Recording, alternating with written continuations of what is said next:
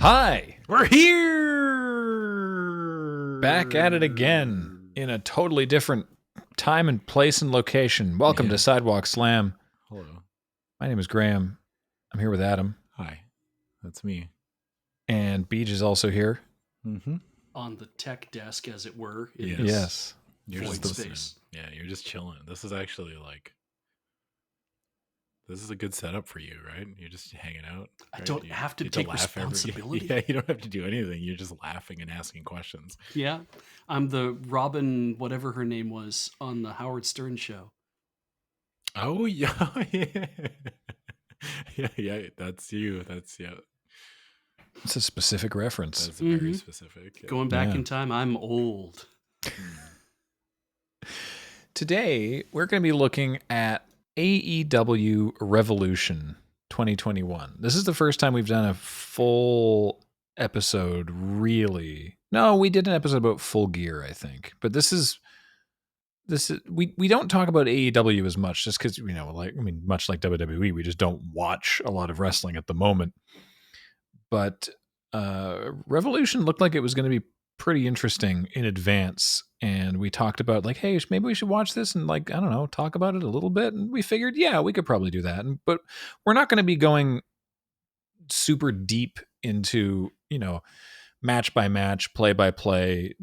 Generally just two matches that we're going to go a little deeper on, but we just wanted to sort of talk about Revolution from sort of a broad strokes and looking at AEW and, the unavoidable AEW versus WWE sort of in how different things are presented.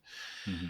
And this ended up being, after the fact, ended up being even more relevant to talk about, not only because of how the thing ended, and we'll talk about that when we get there, but because I was seeing a lot of people say it's so annoying when they don't complete their sentences, because I was seeing the results that this was the highest grossing non-WWE pay-per-view since 1999. Really? Yeah. And that's where the sentence ends. So I had to go figure out what happened in 1999, right? I keep seeing people say it's the highest grossing non-WWE pay-per-view since 1999. And I was like, cool. Was it the UFC one? What was the one in 1999? No, professional wrestling. Oh, I see. It's a pro wrestling? 99. Yeah. Non-WWE. Yeah. Oh, just wait. What was happening in 99? It would have been an ECW pay-per-view. It had to have been. That was when ECW was on its last legs. So I thought that might be the case too, but it was actually a WCW pay-per-view. No way. Yeah. Huh. It was WCW's third most profitable pay-per-view of all time. Mm-hmm. But it was so this was on the downslide for them. Mm-hmm. But it was still the highest one in 1999. It was Super Brawl 9. I gotta look up what was on this card, because I think this was probably like the NWO, like the Wolfpack era, right? I think it was. Yeah. This is Goldberg, right? This is peak Goldberg. This should have been like. Yes, but then not the main event. I'll just run down the card for you real quick. Yeah. Booker T defeats Disco Inferno. Mm-hmm. Chris Jericho, interestingly, Mm-hmm. defeats Perry Saturn. With Ralphus. Ralphus. Ralphus was great. Chris You would have Jericho loved with Ralphus. Yeah. Billy Kidman defeats Chavo Guerrero. Kurt Hennig and Barry Windham defeat Chris Benoit and Dean Malenko in a 2 out of 3 falls match for the Tag Team Championship. The Outsiders, Kevin Nash and Scott Hall, defeating Conan and Rey Mysterio in a hair versus mask match. So this is when Rey Mysterio got unmasked. Oh, yeah. Scott Steiner defeated Diamond Dallas Page. Scott Hall, who we saw earlier, defeated Roddy Piper for the WCW United States Heavyweight Championship. Mm-hmm. Goldberg defeated Bam Bam Bigelow. And your main event, Hollywood Hogan defeated Ric Flair for the WCW World Heavyweight Championship. It doesn't look like anything special, right? Like you're just looking at the card. Hogan and it's versus Flair for the title. I guess, but in '99, Yeah. you know what I mean? Like, This was Hollywood Hogan, right? So Yeah. it was actually kind of interesting. Yeah, that's true. Also, little note here: Hollywood Hogan pinned Ric Flair after David Flair turned heel and used a stun gun on his own father, Nice. joining the NWO Elite in the process. Wrestling. Good storytelling. I don't know. I couldn't tell you, man. Okay. No, I have no idea. Live from mostly live, we'll get to that, from Jacksonville, Florida, at Daly's Place, with an attendance of 1,300, who were all. I will say that I'm gonna have the same criticisms that I had with the WWE show, in that I know that they're not piping in their noise, right? No. But when you plant the front rows with a bunch of wrestlers, you're gonna get the reactions that you want people to hear, right? It's the same thing. That's true. It's the same thing done in a different way. This feels a little bit more organic because there are people in the crowd.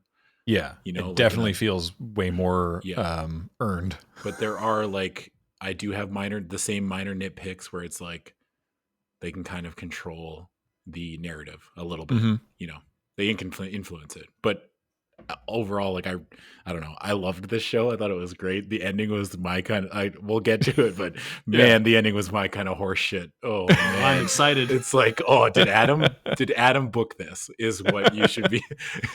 Oh boy. Okay. The people in attendance, by the way, are masked and seated, separated by bubble and tested, and you know they're I don't know. I had a random thought. I don't know Yeah. if this has been answered, but this has nothing to do with wrestling. Okay, but are we gonna get to a point in our society where we have to, like, show a card that we've been vaccinated, like an ID? I don't know. There's been talk of vaccination passports as a means of stating to people that it's like, I can confirm that I have my shots, because you are, like, as a child you get those, right, to be like, I got my boosters, right? Yeah. And it's like, I think it's a good idea, and I know a lot of people are like, oh, but my freedoms, and I'm like, yeah, I know your freedoms, but also our general health. Yeah. I was thinking about that when I was watching this. I was like, I wonder if we're going to get to the point where, like, when things start opening up again, right, in like a year, right, and we have to all go to like an arena, do we have to, like, have our government issue ID and also our vaccination ID, right? Like, it's like, do we have to show two pieces? Like, I don't know. I have no idea. What a weird time to be alive. I mean, you say a year, you know, Vince is like, mania. No, please, like, God, Vince. WWE is planning on having 40,000 people in the. No, they're like, not. Yeah. I don't know how. Okay. I don't know how. If there's one thing I know about Vince is that you can sum up his entire being by just saying mania. Yeah. You know they're gonna be like highest ever attendance at a live event during COVID or something. They're gonna just like and other people are gonna be like, that's not the cool bragging thing you We're think it setting should be. records in this post-COVID environment. Yeah. Oh man, I can't wait to hear Michael Cole say that. Awesome. Welcome to the hellscape. Buy a t-shirt. Make sure you spend your money. You got $1,400, didn't you? Oh. Yeah. Everybody buy a t-shirt. The t-shirts are $1,300.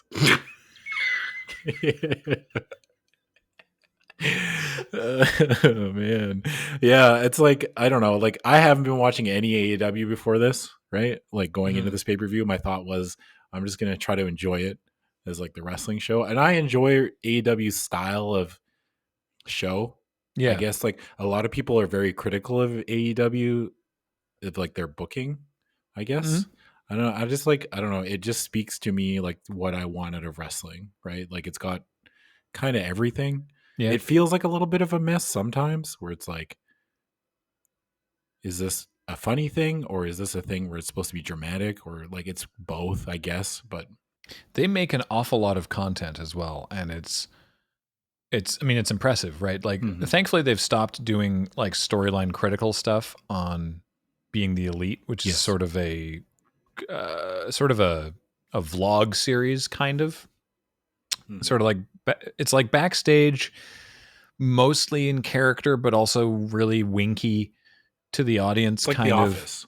Yeah, it's a little weird. Yeah, like it's funny, but like thankfully they stopped directly at camera. Yeah, and again, thankfully they stopped doing like actual storyline relevant stuff on Being the Elite, which they did when they started AEW. But there's AEW Dark, which is dark matches. They just added AEW Dark Elevation, which is a different show that currently seems identical to Dark. They haven't yet sort of fundamentally differentiated them in useful ways, and those are both totally free on their YouTube channel.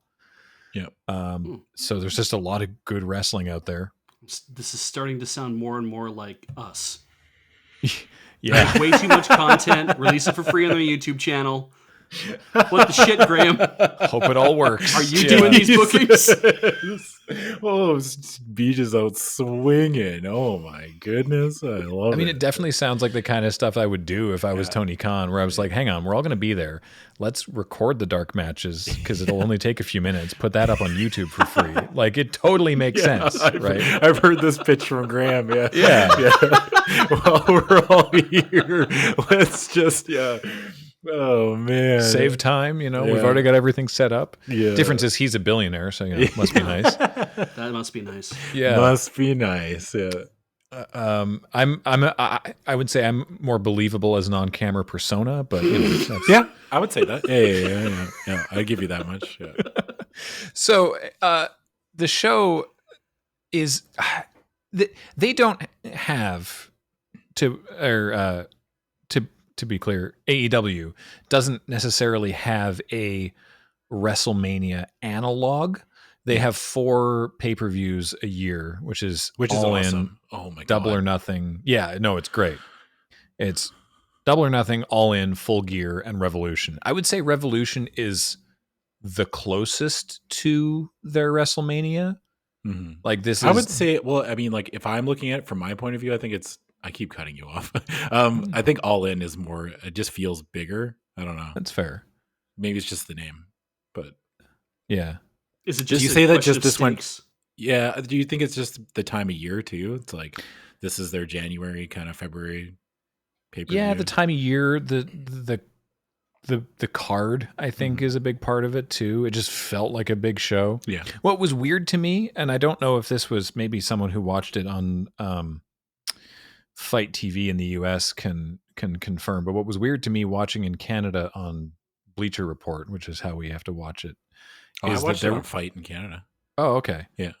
There was no opening video? No, they just it was a cold start. Just cold start right into shots of the arena with well, it's Revolution, everybody. Welcome. Hi, I'm Jim Ross. And it's like, what the hell? Yeah. I felt it's the same thing with, I watched the first episode of Dark Elevation with Tony Schiavone and Paul White, formerly known as The Big Show, on commentary. Honestly, he did a great job. And it just you go to their YouTube channel and you press play, and there isn't even Dark at least has a 1 second splash card of AEW Dark. And this, it was just someone making graphics or nothing. Nothing. People just uploaded it to YouTube and they're just I don't know. Yeah, someone starts making their entrance and they're like, "Hey, it's AEW Dark. What's up? I'm Tony Schiavone." I'm like, "What the hell? A little bit of spectacle, please."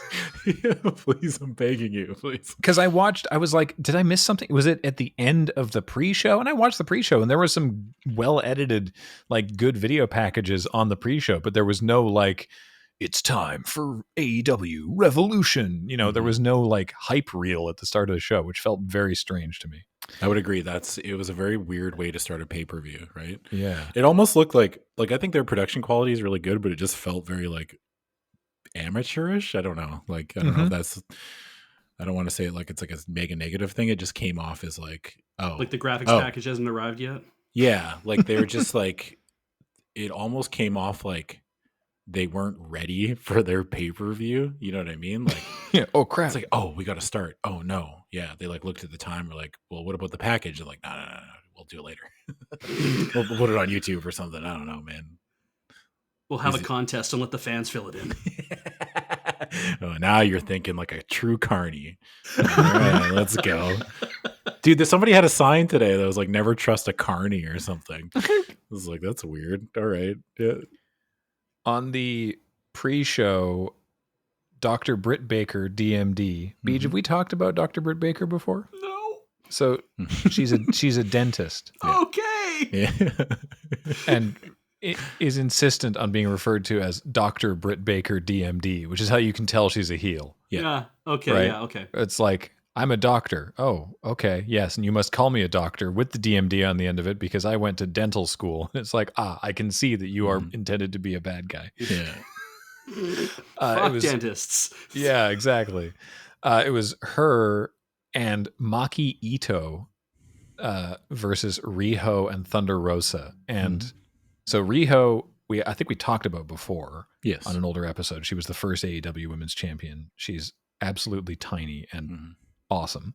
Thunder Rosa we had seen on some episodes of NWA Power. And I think she is just very excited for that contract to be up so that she can join AEW full time. And Maki Ito, Beej, you'll love this. So she is the, well, God, what's the nickname? The Fired Idol. I can kind of putting this idea together, what she's like. Okay. So she's a Japanese wrestler. Uh-huh. She was in the K-pop group Link, LINQ. Okay. And which is one of the it's one of those huge groups that like people graduate out of to like different subgroups. Yes. Kind of thing, right? Probably also the name of a PEA made by Samsung, sure. Yeah, something like that. Yeah. Okay. And so she was with them from 2012 through to 2017. So she was with them for a while, and then like some Japanese talento show did like a like top 10 celebrities with unfortunate faces or something. Oh my God. Yeah, because she has like a large face, I guess, and so wait. I'm just reporting the facts. Yeah. her face is so big. God, I want to see that on a poster. So she was fired from the K-pop group for having too big of a face. Yeah, I guess. I hate this earth. In kayfabe or like really fired? No, like for real life. She was actually, so before that though, they had done like cross promotion work with some Japanese wrestling stuff. Yeah. And so after leaving the K-pop group, she started doing wrestling. So she's only been in wrestling for 4 years, but like her gimmick is that she was a J-pop idol. Yeah. Uh-huh. And now she's a wrestler, and she uses headbutts a lot because of her enormous face. Good. It's Grand. Maki Ito? Yeah. You're right. I didn't watch the pre-show, so I'm looking up. Dude, Maki Ito, she was in they had a tournament for the #1 contender for the AEW women's title. Yeah. And half of the bracket was in North America and half of the bracket was totally in Japan. Mm-hmm. And Maki Ito got herself so over, mostly on social media, that this was a big surprise that they actually brought her to the States to make a surprise appearance at Revolution. And then she was on the following episode of Dynamite, and she and Riho main evented the first episode of Dark Elevation. Because they basically brought her in for 2 weeks, got her on as much AEW TV as they could before she had to go home again. But like her thing is being absolutely vulgar on social media. Her pictures so like are her just giving the finger. Like yeah. Well, when it was announced that she was going to be in the tag team tournament, like she just retweeted the AEW thing with in all caps, "What's up, motherfuckers?" I remember. I saw that. Yeah. I saw that. Yeah. It's rare that Japanese talent just get to be their true selves. Yeah, it's great. But I want to feel like this is exactly how every talent, like in Japan, wants to just treat everybody. Notable Joy Vacuum, Jim Cornette got like pissy about her on social media, and she just just eviscerated this man. Good fucking yes. She responded with a picture of her from it was a picture of her like implied nude but sort of covered in chocolate from a promotional poster for a show for a wrestling show in Japan from a couple years ago and just responded like in all caps, like, I am the god of shit and piss. Like, like there's just nothing that you can. How do you even say? Oh, what do you even say to that? Yeah. What, I have no idea, man. I don't think there is a single comeback for that. You were done. You were done. You're right. I can't breathe. I'm done. Yeah.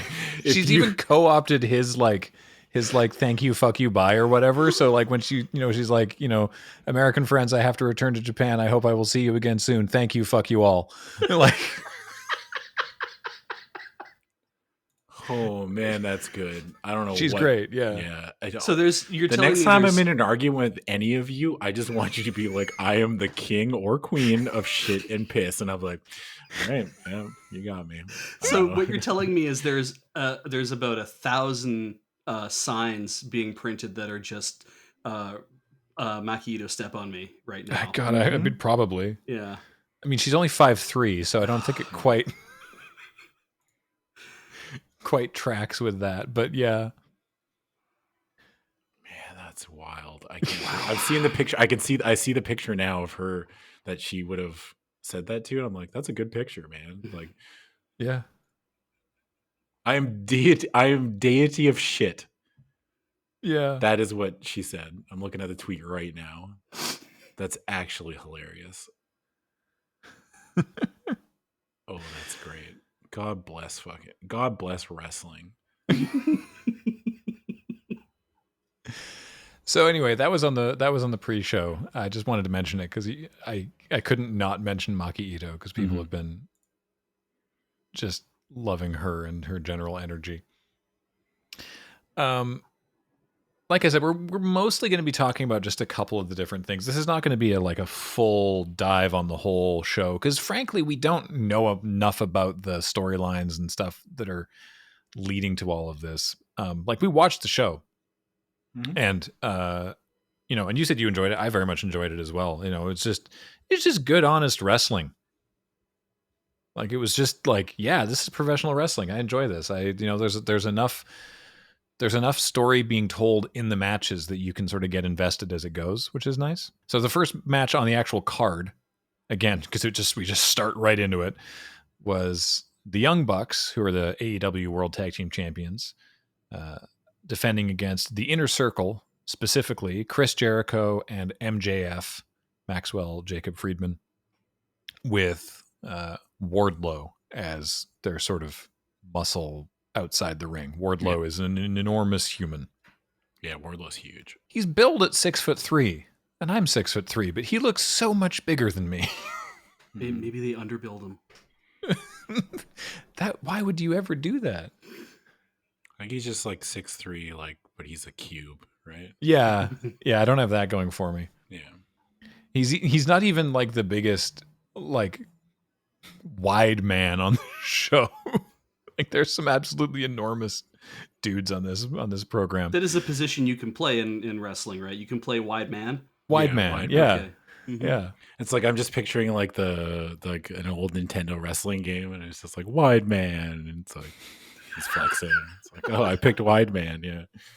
It's like the old I'm just thinking of like there's an old one of the original wrestling games on Nintendo was called like Pro Wrestling. Yeah. Basically, yeah. I remember there was Starman. There was the one guy he's just dressed in pink and he had a star on his face, and they're like, "Yep, this is Starman." You're like, hell, I'll let you pick again if you want. No, it's fine. We'll just... yeah, it's okay. The Starman had the cool little flip. He did like a flip kick. Yeah, he was a lucha of some sort, wasn't he? That was his whole thing. He's doing the lucha thing. What a great thing that AEW has a tag team division that they actually give a shit about. Yeah, it's awesome, isn't it?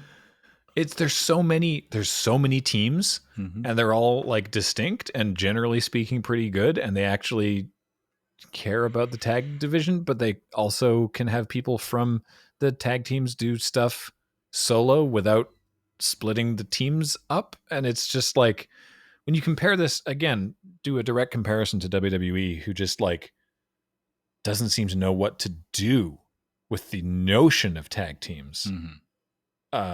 This is so refreshing. like they have a tag team match here, and then there's a tag team essentially Royal Rumble. Mm-hmm. And it's like, that's so many teams. Yeah. That's like, I keep thinking about like, every time I see the Young Bucks, I'm like, man, imagine if they remember when they were all leaving New Japan before AEW formed? And then there was like talk of the Young Bucks and Kenny Omega going to WWE. Mm-hmm. And like the Young Bucks, if they had done that, I don't think the Young Bucks would be a tag team still. No. Right? They would have broken them up already. Oh, yeah. Which is wild to me. Yeah. And I know that there's some amount of like, well, like they're overrated or whatever. But watching this match, it's like, no, they're not. They're just really good. They're just really, really good at specifically tag team wrestling. Mm-hmm. Like, I've seen singles matches with them that are also very good, but like, there's stuff that they do as a team. It's different wrestling. Tag team wrestling has a lot going on that you just don't get to see in WWE, because they just have their tag matches follow a formula, and they have their people, generally speaking, wrestle as like just singles competitors who then trade out and wrestle as different singles competitors. Yeah. This was a very good match. Apparently, like Jericho and MJF have been doing some really good stuff as far as like, because I didn't see any of it, but like I know that the storyline building up to this was MJF kind of like getting into the inner circle and then kind of being taken under Jericho's wing as like this little heel, right? Yeah, as like the future of wrestling. I didn't see any of it, but I've just heard it was very good.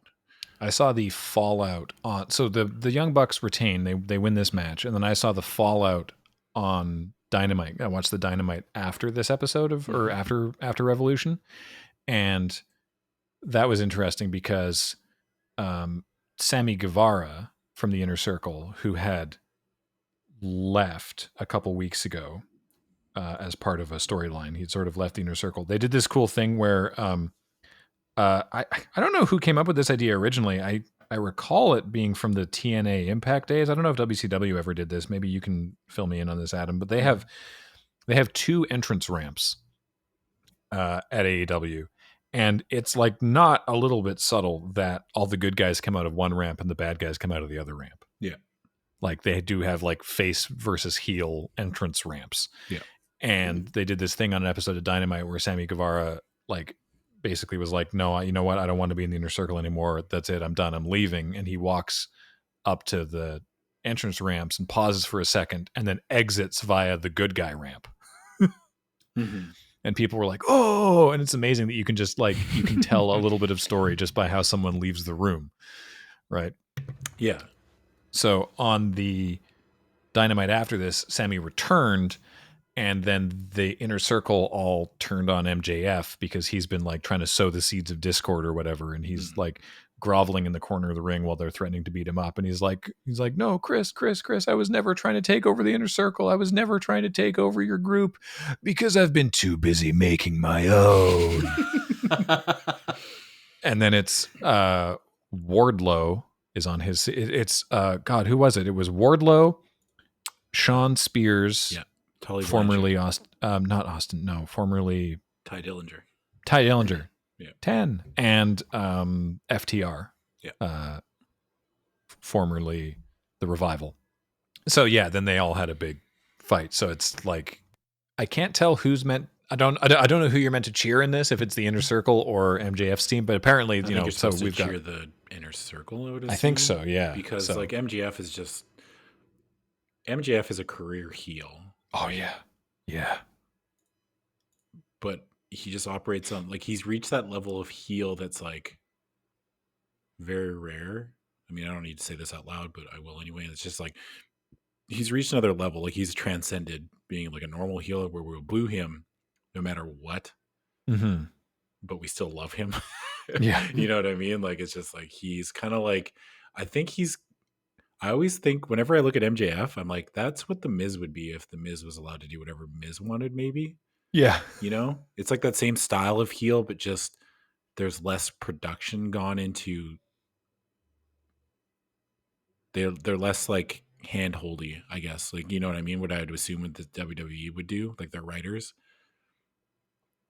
Like what they do with the Miz, they're just like, you have to do this, and this is what we want you to say, and blah blah blah. And then with like MGF, they're like, you go out there. And I don't know if that's true, but that's just the way it comes across.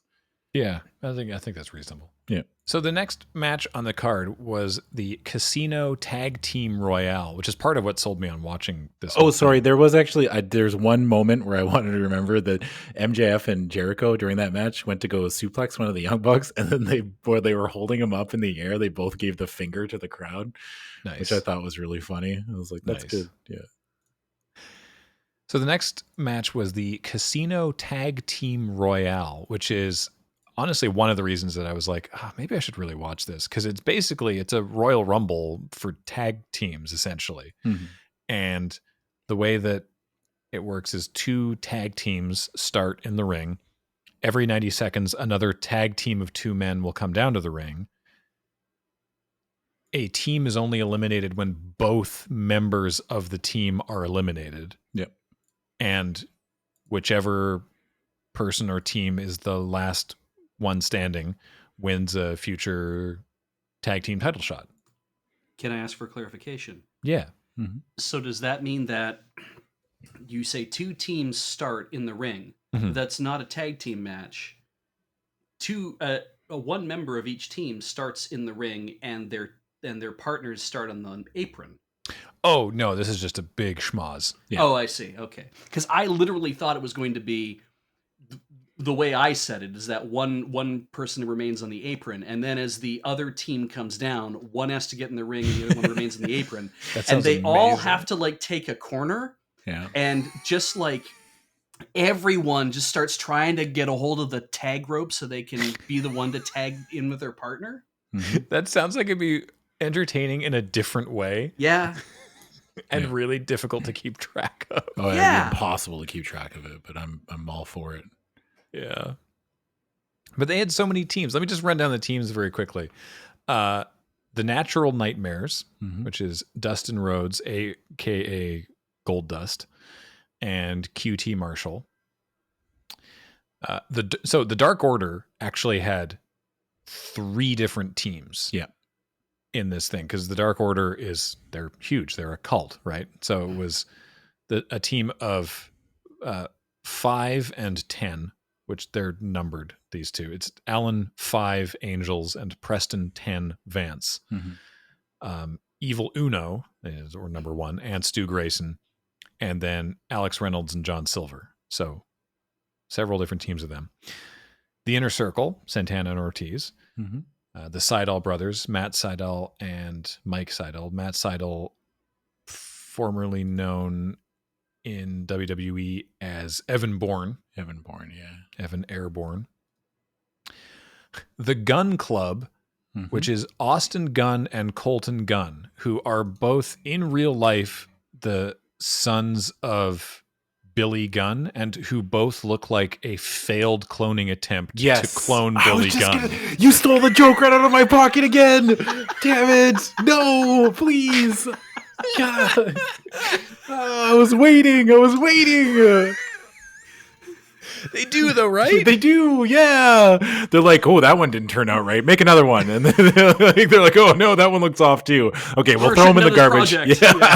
Throw them both. We're shutting down this. Kojima-san, we're shutting down this project.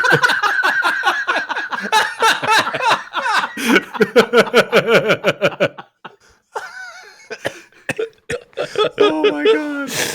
But yeah, that's that's funny. Yeah, they're just like, when you look at it, you're like, is that, it's kind of like if I walked by them, I'm like, is that Billy Gunn? Oh no, it just kind of looks like him. Like, you know what I mean? Like, because they didn't get their names right away, so when they entered and it was like the Gun Club, and they both had tights that said GUNN, I was like, oh, is this Billy Gunn and his kid? No, wait, that's not Billy. No, is that?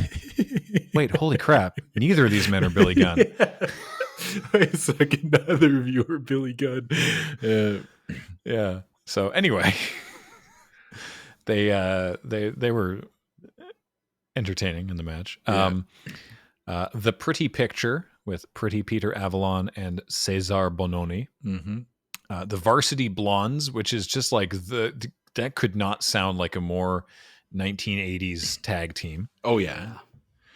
with Griff Garrison and Brian Pillman Jr. Yeah, I think. Well, I mean, part of the thing is like the nostalgia factor because Brian Pillman Jr., like his dad, Brian Pillman, and Steve Austin had a tag team in the mid '90s in WCW called the Hollywood Blondes. And that's kind of that. Right. With what was it? Was Stunning Steve Austin. Steve Austin, yeah. Right. They used to do this thing where they had great theme music. I loved the Hollywood Blondes. Mid '90s WCW is like my personal favorite period of wrestling because that's just every time I think of wrestling, I think of that, right? Like I loved WCW in the early '90s or mid '90s, and yeah, they had a great theme music for the Hollywood Blondes. They did this thing where they pretended to have they mimed having cameras whenever they walked in and stuff. It was great. I liked it. Yeah. I mean, this must be hitting a lot of notes, right? Because it's like Varsity Blondes. The next team out was Bear Country with team members Bear Boulder and Bear Bronson. Yeah. Jurassic Express, who we've talked about before, with Jungle Boy and Luchasaurus. Yeah. Oh yeah, Beej. Have we ever talked about Luchasaurus with you? You have, and I just forgot, didn't you? I just remembered. Yeah. Yep. The next team out was the Butcher and the Blade. Then Private Party, SoCal Uncensored, Death Triangle, and the Dark Order. Death Triangle represented by two because there's three of them. It's Death Triangle. Pac and Ray Phoenix and the Penta L0. Penta, thank you. Right, because it was Penta and Phoenix were the tag team, and then Pac joined them, and they became Death Triangle. Yes. So. I tell you that I'm never ever going to feel ashamed of the wrestling names I came up with when I was in elementary school after hearing all of these. What is it? No, just in general when you were like coming up with like code names and nicknames and stuff, and it's like, oh, those always were like a little lame, and it's like, oh no, that's the energy. Yeah, that's okay. So I. During high school, I don't know if I've ever talked about this before, but when I was in high school, me and my friends built a ring and we wrestled on it. Yo. Whoa. And my wrestling name, are you ready for this? I don't think have I ever told you this, what my wrestling name was? No. Oh man, my wrestling name was just Riot. That's nice. Yeah. That's good. Actually, I like that. Yeah. That's way less embarrassing than my finisher was called Crowd Control. Hell yeah. Yeah, dude.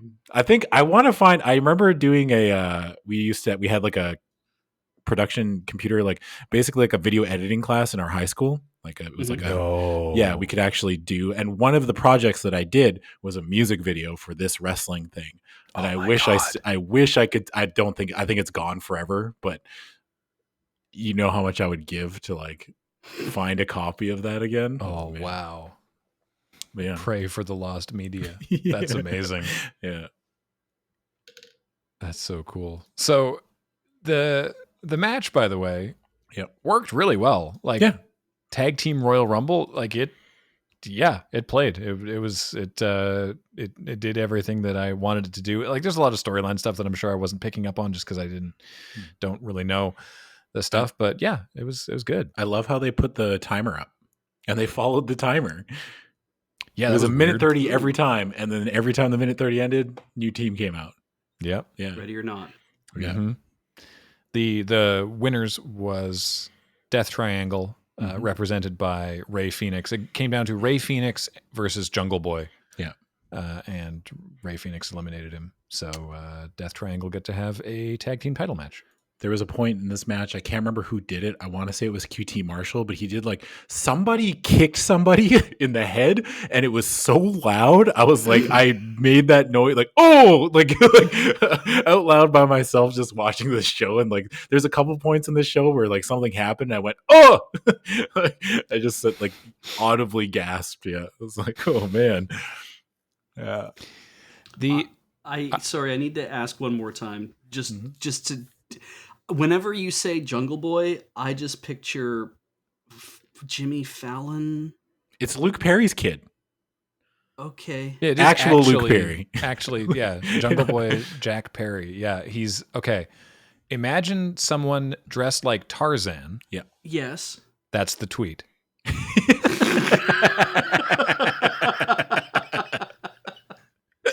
Yeah, but does he move around like was it Mr. Mungo? What was the name of the weird thing? Was it Chris Kattan who played that, not Jimmy Fallon?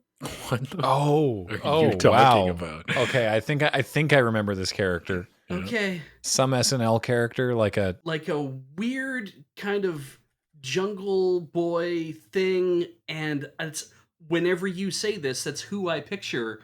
Is that literally what Jungle Boy, AEW Jungle Boy looks like? And maybe I should be Googling this so I can have a look at it. There's a Phil Hartman character. I see Jungle Boy now, and I realize this is not the same. So that's great. I feel way better. All right. They did, because Tony Khan, I mentioned, billionaire, has got the rights to the song Tarzan Boy to use as Jungle Boy's theme music. Okay. I just, for a minute there, I'm like, he just happened to own them. That's how he made all his money. Yeah. I own Tarzan. But you've probably heard the song. Yeah. By Baltimora, Tarzan Boy. Yeah, it's a fixture of many arenas. Oh, that song? They own that song? How come they don't use that as their theme song? Well, no, they do. It's Jungle Boy's entrance music. That's not the same song, is it? Yeah. Like Tarzan Boy. You're going to get us like content ID. Yeah. Huh, that's wild. The best part about it is that every time he does an entrance, Taz tries to sing along with it, and it's terrible. Oh, I'm thinking of I'm thinking of Jurassic Express's theme song because it's different from this. Okay, yes. Okay, yeah. I've never heard. I didn't know that. That's amazing that this is his theme song. Yeah. Oh, that's so good. Okay, I'm done. Yeah, I had to listen to that. Yeah. What a productive derail I made. Yeah.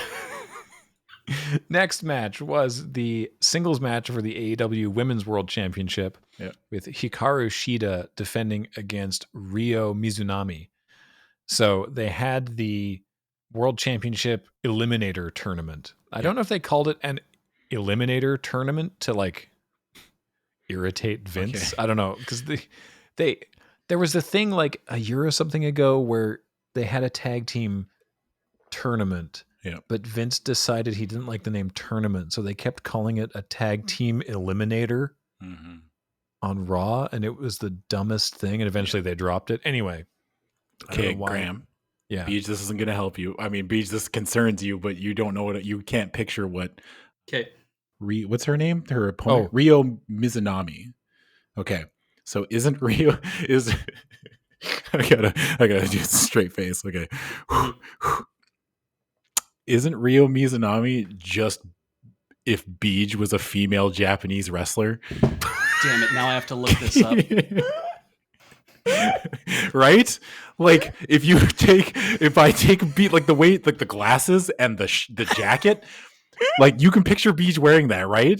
Yeah. It's just like, it's just Beej. It's just Beej. I'm looking at her right now and I'm like, this is Beej. It's Beej with that. There's that hoodie that he wears in the office all the time. You know, the gold and the red one? Yeah. Yeah. It's just Beej. Beej, this is just you. The whole time I was watching, I was like, Beej is good. I hope Beej wins the title. Oh my God. Yeah. Izanami? Ryo, Ryo. Yeah. Oh, Ryo. Yeah. Ryo Mizunami. Mizunami.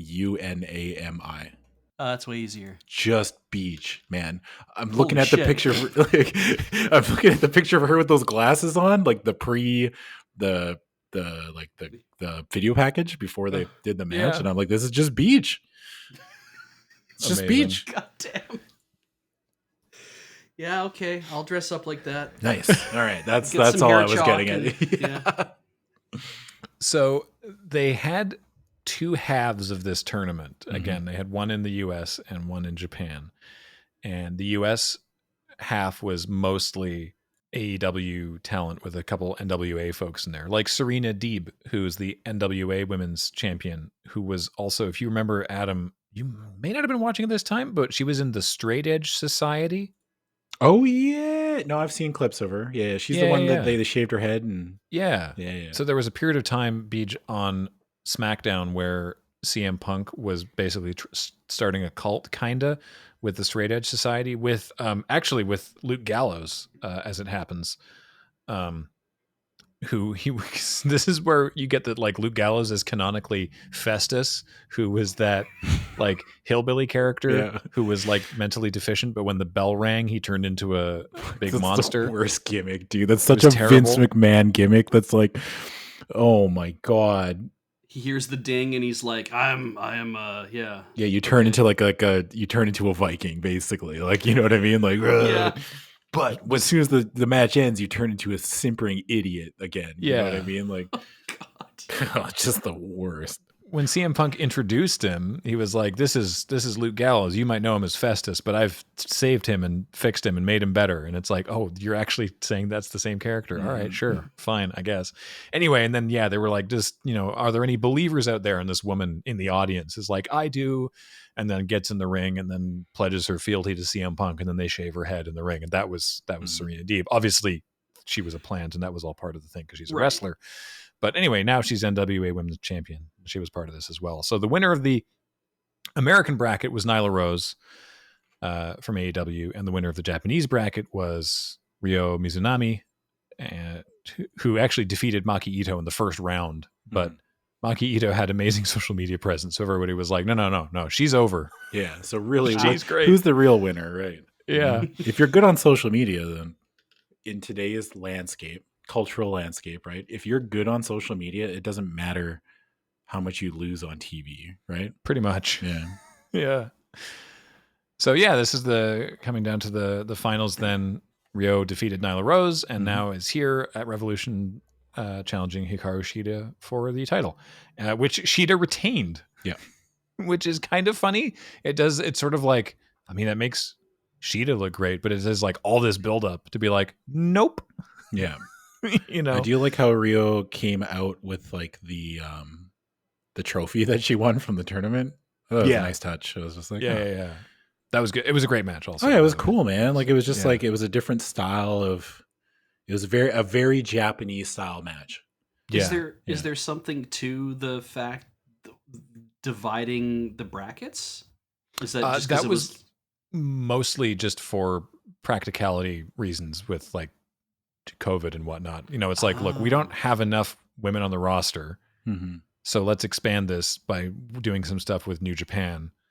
So let's, if we do a North American bracket and a Japanese bracket, then all the Japanese bracket was filmed in Japan. Oh, okay. In a room with a ring and like an AEW sign taped to the wall. Like it was not like high production. What's Japanese for blue tack? Yeah. I found it weird. Like, Hikaru Shida is I think a babyface, but she wrestled very much like a heel in this match. And then at the end, there was like all of the other heels ran out to beat up both of them. And then I guess she's a babyface again. Like, you know what I mean? Like, that's the only part of this where I was concerned, but I think that's just more of, I didn't really watch any of the buildup. Right. So I was kind of confused there, but that's not their fault, right? That's my fault. It seems like when they have the two Japanese women in the ring, because the same was true from the Maki Ito Riho match from Dark Elevation, that they're not, you don't get Tony Khan being like, okay, we want you to make sure that you two are wrestling this in, the AEW style. You have to do it. You have to do it our way. It's very much like, okay, have your match, do the match the way that you would do the match, and boy do they. And it's fresh and interesting. Yeah, it was very much a different style that I'm so used to, like women's matches in WWE being a certain way, and this is just like, it was good. I enjoyed it. Yeah. Yep. I'm like, I feel like there's also a larger point that where I'm like, is that like a long-standing thing that if you coming from another promotion, especially if you're coming from like a Japanese promotion, that it's like you have to shed anything that you've done because we do it differently, or we have to make you a heel because you're clearly not American, or like any of those kind of Like, that's still like a predominant. It's getting better, but I mean, you still have people in WWE who are like, you're a absolute superstar in Mexico, but you've got to go to the training center and learn how we do things. Okay. And like some of that is like because no one else on the roster will know how to wrestle you if you don't. Oh, okay. Right? Like styles can be significantly different. Yeah, it's not completely impractical that it's like if you try to just wrestle the like you're in another lucha promotion, like people are not going to be able to have a good match with you, so you need to learn how people wrestle in WWE. But I would say that they go too far and just like completely eliminate anything that makes people interesting or different. Because the way that the way when you were saying it felt to me that it's like this kind of like, God, I don't want to drop the whole like, well, because it's American exceptionalism, like we know how to pro wrestle better than anybody else in the world, like that kind of idea. I was like, is that what's coming out here? Is it more of a? But then I also thought that it's like, isn't pro wrestling just pro wrestling? Like, despite saying like, well, he wrestles strong style and he wrestles like this, and he's this kind of fighter and this is that kind of fighter or whatever. I just thought that was like, yeah, but that's just stuff they make up. That's just things that they say. I didn't realize that it was like that's a real that's really a part of who like different promotions or different styles are different in different places. That's like lucha is that much different. You can see how it is that much different. I didn't realize that was the case. So I hate to get off on like the larger tangent, but it just I never really realized that was.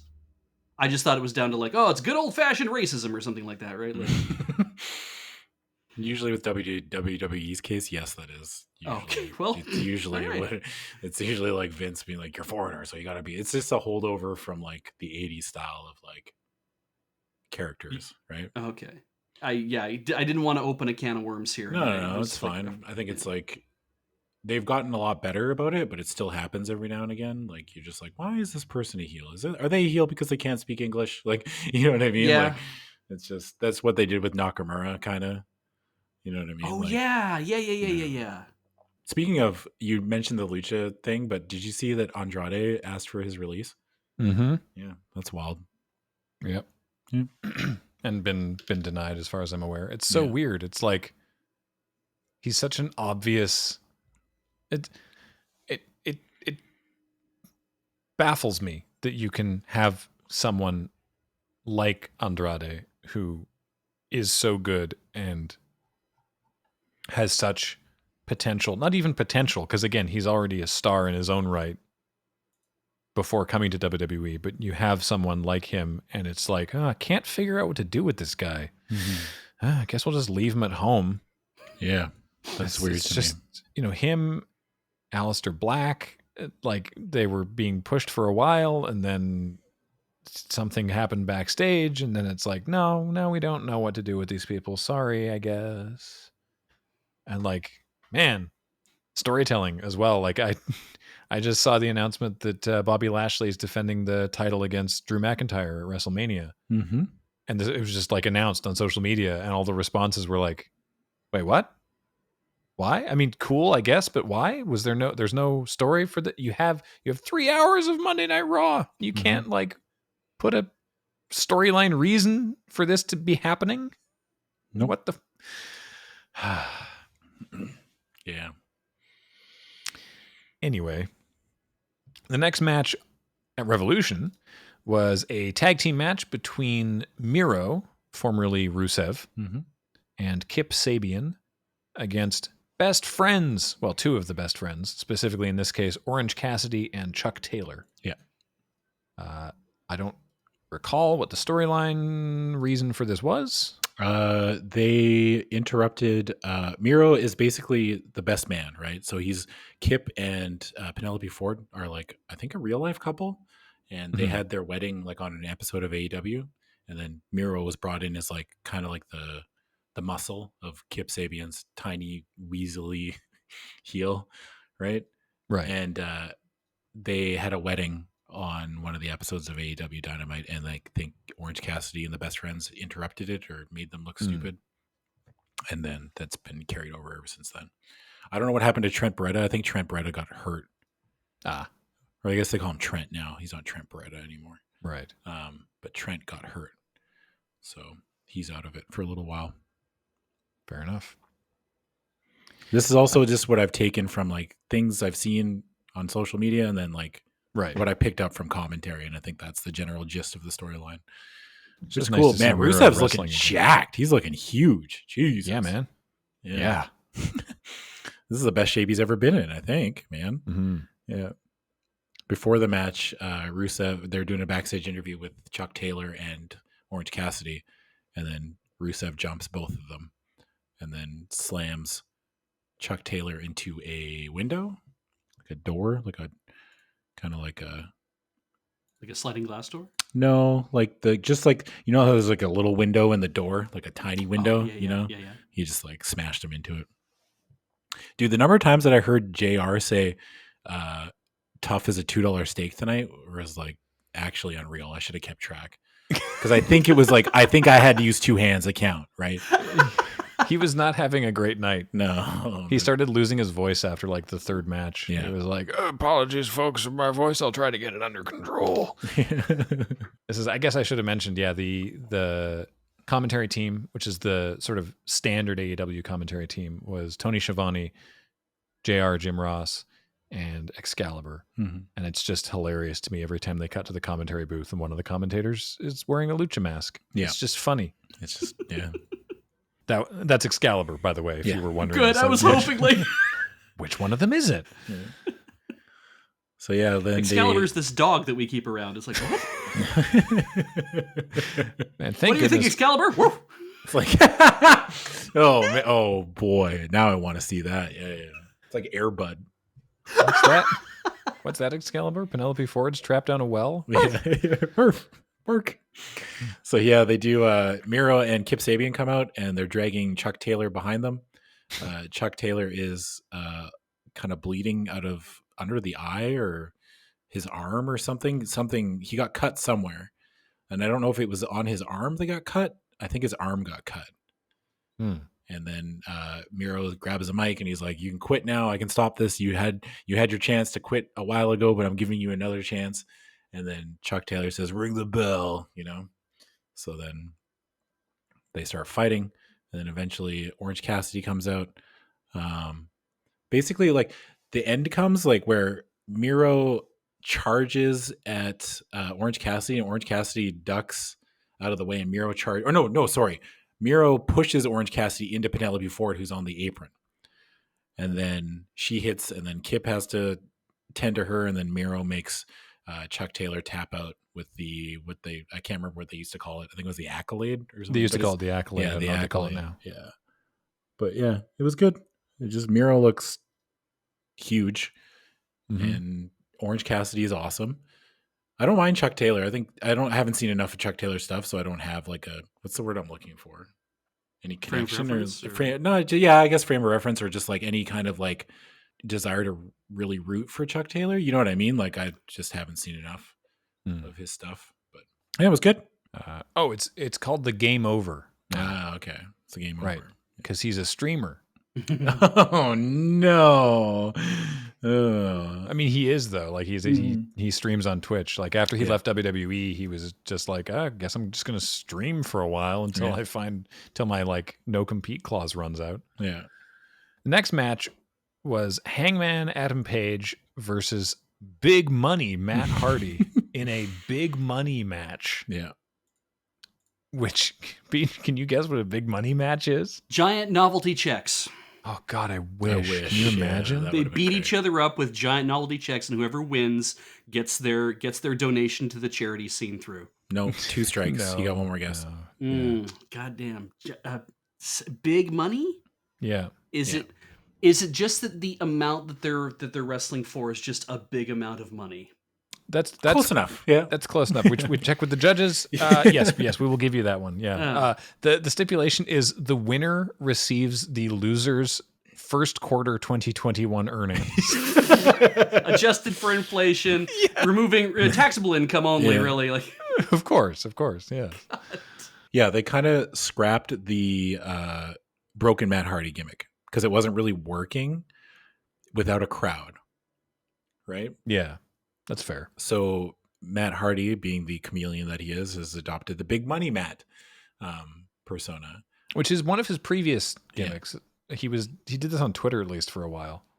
Didn't he do this in TNA or Impact? I think so. I wasn't watching at the time. I wasn't either. So I think this was just before Broken Matt Hardy, right? Mm-hmm. This was like, this led into Broken Matt Hardy because yeah. So it's just like a dude love mankind thing. Like he just can pivot back and forth between. I think so. Yeah. Hangman Adam Page has the last time we talked about him, I think he had lost, or him and Kenny Omega were the tag team champions. And then they lost to the Young Bucks. And there was that big storyline where Adam Page was kind of feeling left out of the Elite, even though he was tag team champions with Kenny. Mm-hmm. And he had a bit of a drinking problem.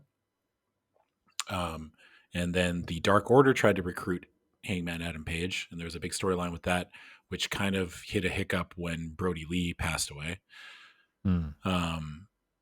But that's kind of been Hangman's deal, I think, for the last few months anyway, is that he didn't really want to be part of the Dark Order because he wanted to do his own thing, kind of didn't want more friends. He'd already been not turned on, but like kind of left, abandoned by the Young Bucks and Kenny Omega. This match was good. Yeah, I liked it. Private Party are now heels. They're with Matt Hardy. Oh, right. That kind of tracks with the big money Matt Hardy gimmick. Yeah, all right. So that's their thing now. So Matt is trying to like teach them the ins and outs of the business, I guess, you know.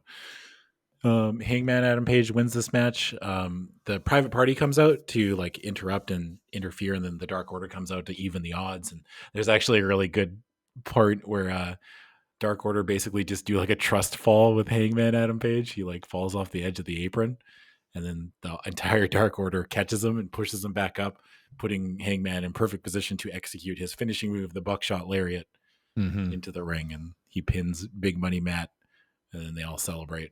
I'm sure he'll use those quarterly earnings for some real good. Buckshot lariat's a good move. Oh yeah, it's great. Trying to see if I can get Adam Page's Chiron from his entrance. His Chiron said decided on the Snapper 560Z, which I don't know what that is. It's a lawnmower. Okay. I bet it's a lawnmower because Snapper makes lawnmowers. Let's see. Snapper. I'm going to Google it. 560Z. Yep, that's a lawnmower. Yeah. That's a rider mower. Oh, that's a nice looking lawnmower. Yeah. Well, that's the one that Adam Page has decided on. So good. Oh, good for him. Yeah. Good for you. Yeah. What a great Chiron. All right, cool. God damn, I love all these guys. They're great. Yeah. So the next match was the Face of the Revolution ladder match for a future AEW TNT Championship. So this is essentially Money in the Bank. This, or not essentially. This is a Money in the Bank ladder match.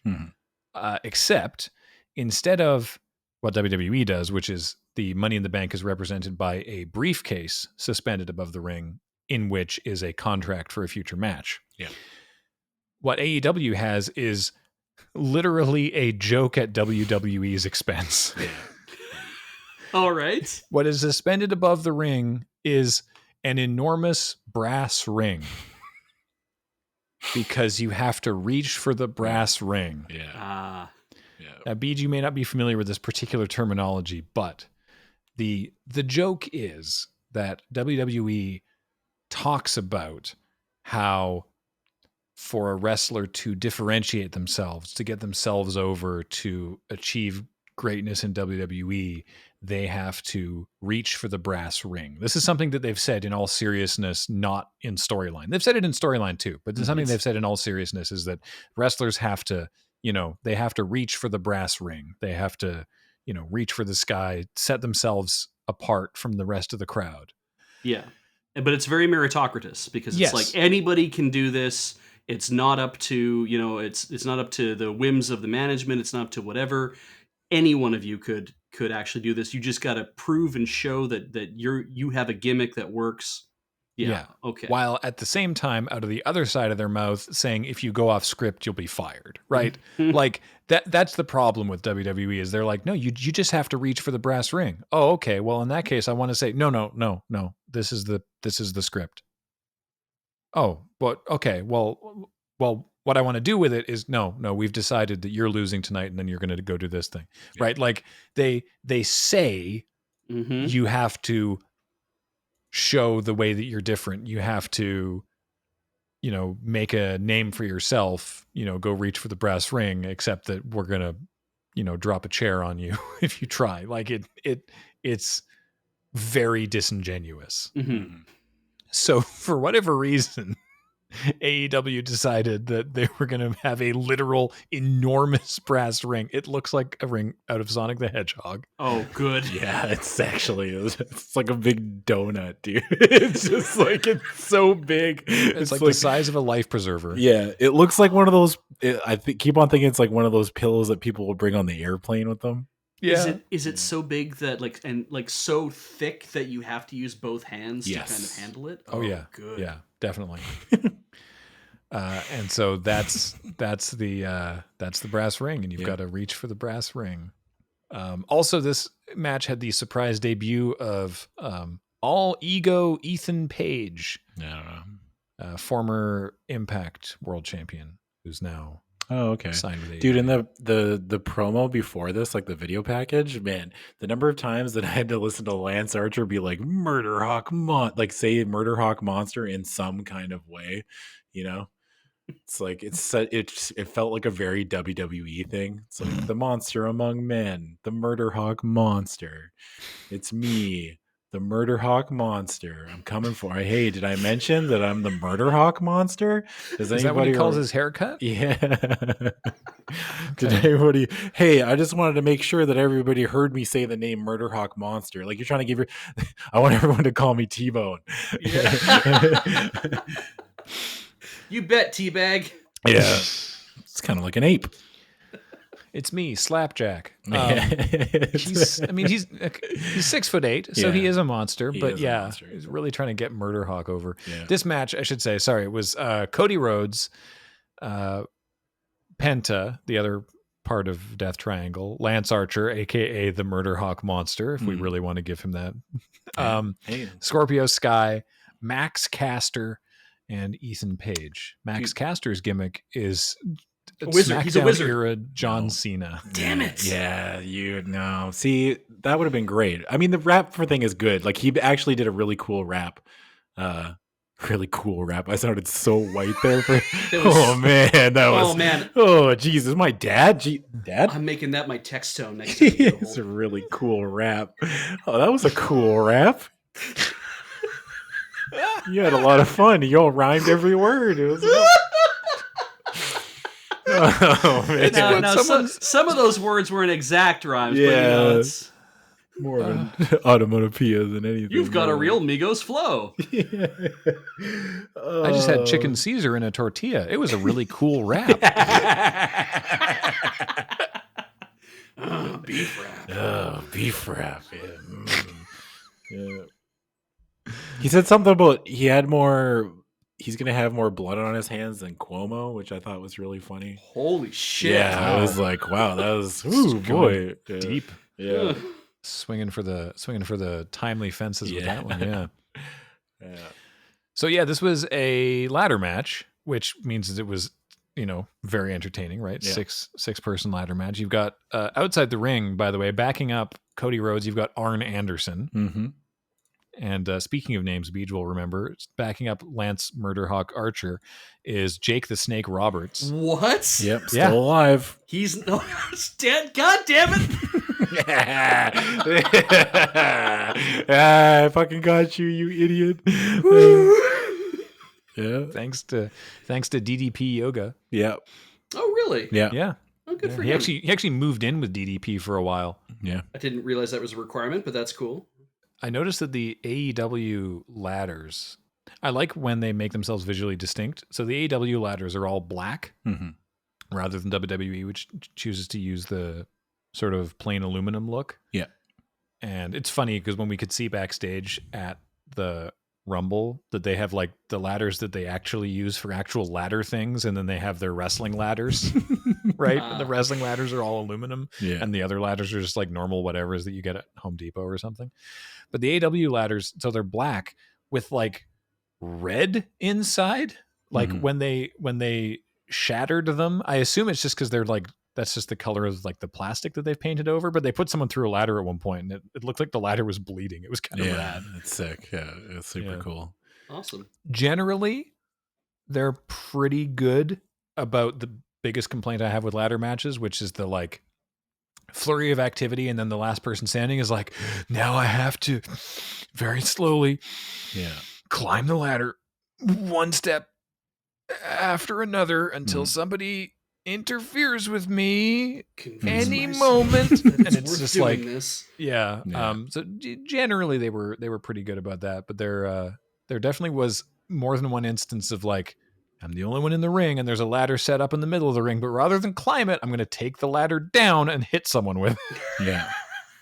There was actually a moment where I think it was Max Caster was like hit Cody Rhodes, and then the ladder was set up perfectly in the middle of the ring, and he punches or he kicks Cody Rhodes, and Cody Rhodes falls down. Then Max like grabs the ladder and like unsets it up, like picks it up. It's like, why don't you just climb the ladder? They've been watching our Rumbles. They've been like, oh, the Autumn Rumble was really good. Let's have a guy pick it up 14 times and drop it. Anyway, this was a very entertaining match. Lots of fun. These kind of ladder matches always are. And eventually, Scorpio Sky gets to be Sonic the Hedgehog. Yeah. And claims the enormous ring. Just a shot of him holding up the one big ring at the end of the match was very entertaining. God, I love Lord of the Rings. Man, how does it end? Scorpio Sky. Man, they could have solved a lot of problems if they just like in Middle Earth, they just had a ladder match for the one ring, right? Yeah. Hey, let's skip all this like combat stuff. Let's have one match.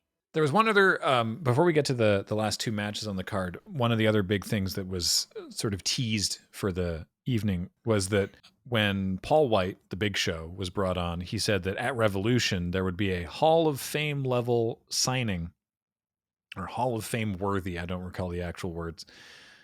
Someone would be signing with AEW that was like, Hall of Fame level acquisition for the company. So of course everybody was like, oh, like who could it be? And I love, a lot of people were like, hey, I wonder if it's Kurt Angle. And so Kurt Angle tweeted a like montage video of him like suiting up. Oh God. Wow. What a genius. So people were like, so it's not Kurt. Okay. Like, because you wouldn't do that, right? So I was like, but he's got like an energy drink, I think he's promoting. Anyway, so it turns out who it was Christian. What? Yeah. Yes. Holy crap. Yeah. You guys are making such a big deal about, Christian showed up to the Royal Rumble or whatever. I can't fucking remember. I don't. Yes, exactly. Yeah, but wow. Yeah. Well, that kind of makes that whole thing about them being a tag team again not gonna happen. I assume that what happened was he was there for the Rumble, and it was like, cool, that went well, should we do more stuff? And then they couldn't come to terms, or WWE wasn't interested, and then Christian was like, all right, I'm gonna go do this. And they were like, yep. Like apparently everyone's cool with it. Just like, you don't want me, that's fine, I'm gonna go do this. We cool. Okay, great, cool. So yeah, under the same name he used in TNA, Christian Cage, he's here in AEW, and I'm very excited about that. I'm hoping that it doesn't. I don't think it'll end up like that, but it does feel like very like late era WCW, or when TNA was just bringing on a bunch of like old stars, right? True. They don't take everyone that WWE fires. They don't, which is good. Mm-hmm. But yeah, I mean, Christian Cage was great in TNA when he was one of their world champions, and that's when people were like, why have they never taken him seriously in WWE? And then back to WWE and continue to not take him seriously. And so then eventually it's like, all right, look, I'm just gonna go do this. All right, two more matches. We have Darby Allin and Sting versus Brian Cage and Ricky Starks, aka Team Taz. So this, to the benefit of Sting, is a cinematic match. And this is another reason that I was very excited, because I hadn't quite bought the show yet. Mhm. And somebody was like, oh, the Sting match is going to be a cinematic match. And I'll be really interested to hear what you think about it, Graham. And I was like, oh, darn it. Now I really got to watch this now. Is it shot like a Kubrick film? Well, because we've talked about the cinematic matches that WWE has done and how some of them are all right and some of them are less good. And, I've made big points about like what could be done better. Is this like the ways. one that Undertaker had? Yeah. Where it's that like kind of on a thing. location. Yeah. Yes. This is on a location in a warehouse, like an abandoned warehouse, but there's still a ring there. Mm-hmm. And overall, this was sweet. Dude, I loved the opening shot. Yeah. The opening shot was awesome. They show like Ricky Starks and Brian Cage getting into like a green Lamborghini. And then they like the camera like goes through the passenger door and into where Brian Cage is sitting, kind of like in one fluid shot. I don't know. I thought it was cool. And then like it cuts away. They pan out from going into Brian Cage's side of the car into the outside shot of the car, and then they pan out and the car drives away, and then they transition to the shot of them pulling up to this abandoned warehouse where they're fixing to have a fight, I guess. I don't know. Or a drug deal. Yeah, or that. Yeah. Why not both? Why not both? Yeah. Got to go full gear. No, that's a different pay-per-view. Gotta go Revolution. Yeah. So yeah, it was the only thing that I thought was weird about this. The only thing that really sort of held it back for me is that they had the full commentary running over it the whole time. Yeah. And they had Taz on commentary.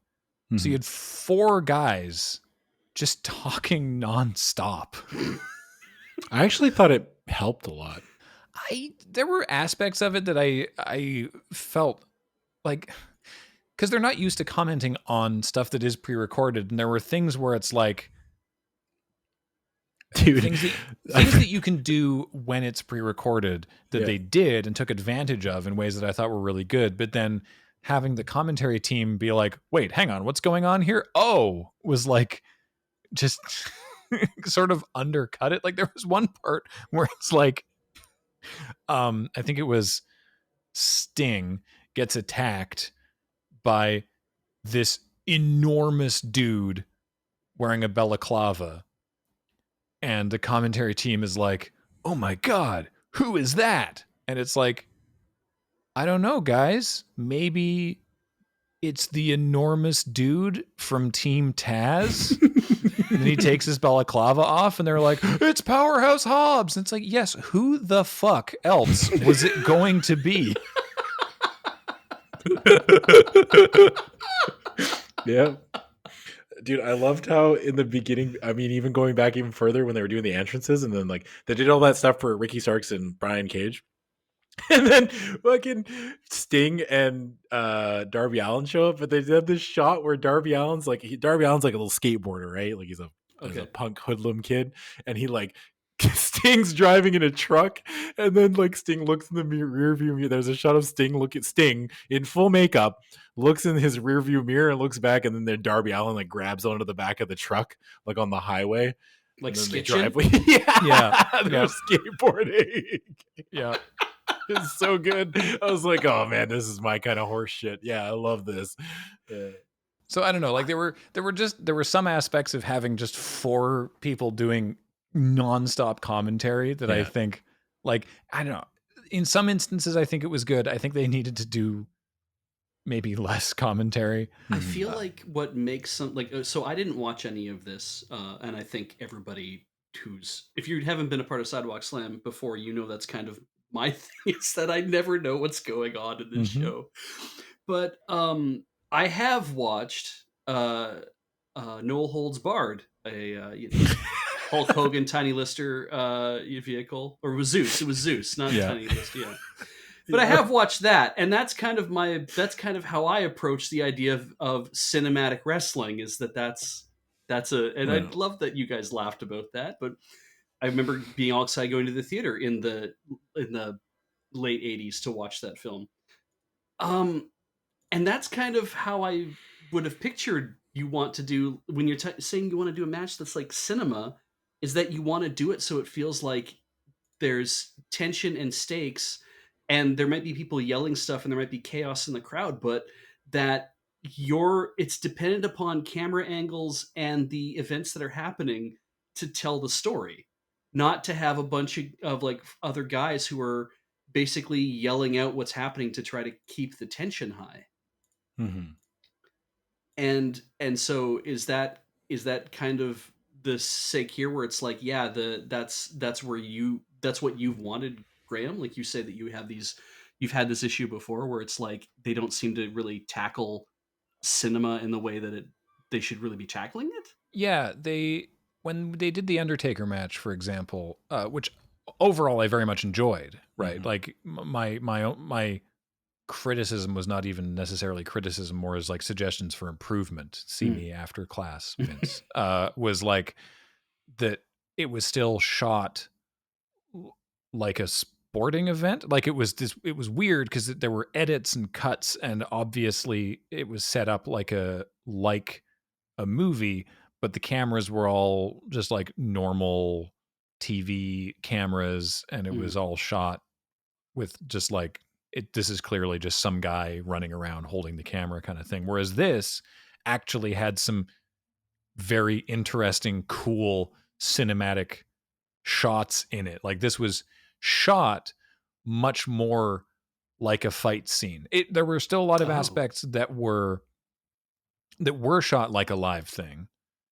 But there was much more in here that was shot like you can do when you're editing it, and was shot, much more like from a movie or TV show, which is, I think, why I felt sort of the commentary aspect was kind of weirdly disconnected.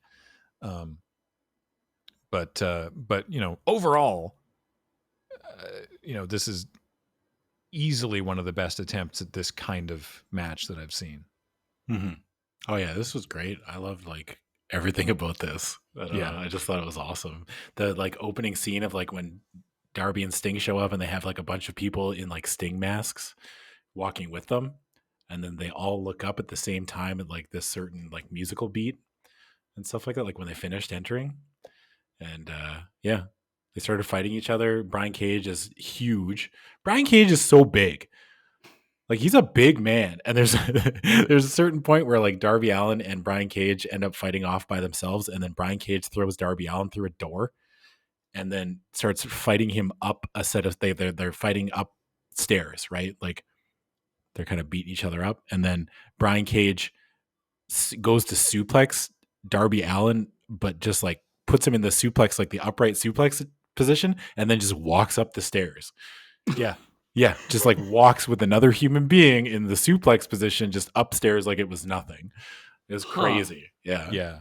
I mean, that's you want to be able to show off that kind of athleticism and the maybe also because then you can do different camera angles to show kind of the brutality and amp up the brutality of like, this is really hurting this guy, and this is really doing a number on him, and he'll never recover from this. And yeah, and then there's a scene where just before, like as Brian Cage and Darby Allin are like fighting up these stairs, Sting is squared off with Ricky Starks, and Sting has a baseball bat, and Ricky Starks is like, "You won't fight me without the bat," and then Sting takes the bat and throws the bat up into a window, basically like up on like the second floor of this warehouse.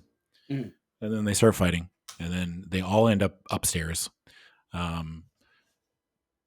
Darby Allin does like that coffin drop move off like a post, like a pillar, onto Ricky Starks, which puts Ricky Starks out for a while. But then more members of Team Taz show up. Hooks? Yeah. Or Hook. Sorry. And Powerhouse Hobbs. Yeah, Powerhouse Hook Hobbs. Powerhouse Hobbs is enormous, and Hook is teeny. Yeah. Well, comparatively. Yeah.